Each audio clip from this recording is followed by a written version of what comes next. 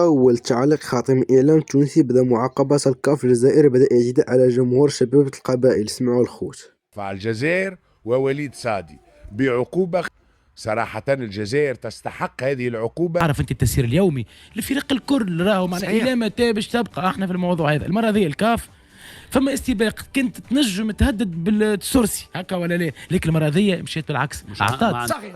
لماذا الكاف اليوم يواصل التعنت، يواصل استفزاز الجزائر؟ فوزي القجع الذي كانت لديه ولا زالت لديه لوبيات يعمل بها ومدعوم من تلك اللوبيات الشيطانية التي لا نرغب فيها ولا نريدها في هذا البلد الذي استشهد من أجله ملايين. صحيح. كلنا لدينا أب عم خال جد، كلنا أبناء وأحفاد الشهداء. لن نرضى لبلدنا أو لدولتنا أن تستصغر أو تأخذ مباراة في كرة القدم بمحل جد كما يقول لك أوديتريمون، يعني على حساب هذه القضايا التي استشهد عليها. حنا اون بيي فور لو بري دو لا سوفرينتي دي ديسيزيون. ما تجيش انت تدخل لي بخارطه ودير استفزاز صارخ بالنسبه لكل الجزائريين والشعوب التي تدافع عن الحريه. نحن هنا لما نتكلم عن منطقه نزاع، الجزائر تؤيد كل الشعوب التي تطالب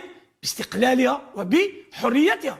انا هكذا تعلمت وهكذا كبرت. من خلال شفنا انه اخر ما نشر في الموقع الرسمي للاتحاد الافريقي لكرة القدم، لماذا اليوم هل نفوذ القجع اصبح كبير واصبح يستعمل الابتزاز لاعضاء الكاف؟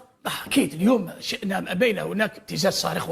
ولست هنا كما يقول لك اوني طون دو ديفونسي اون بورت اوفرت، يعني باب محلول نحبسوا نكسروه. راهو باين باب باين محلول، تقدرش تكسر باب محلوله، هذا شيء باين.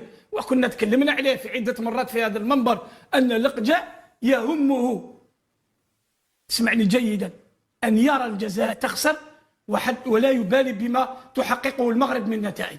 هذا هو المرض الذي مرضوا به الناس هذو، ماشي اخواننا الشعب المغربي، الشعب المغربي على العين والراس، وهم يعرفون ذلك. المقصد والشعب الحر المغربي يعرف جيدا اننا نحن كجزائريين لسنا ضد الشعب ولا ضد الامه التي يربطنا بها التاريخ وخاصه الدين واللغه. اذا اليوم حبينا كرهنا نفوذ القجع. يعني أنا بالنسبة لي ليس له يعني أي معنى بالنسبة لي، ولو أنه لديه نفوذ في بعض الهيئات. نعم، احنا ما نهبطوش المستوى تاعنا.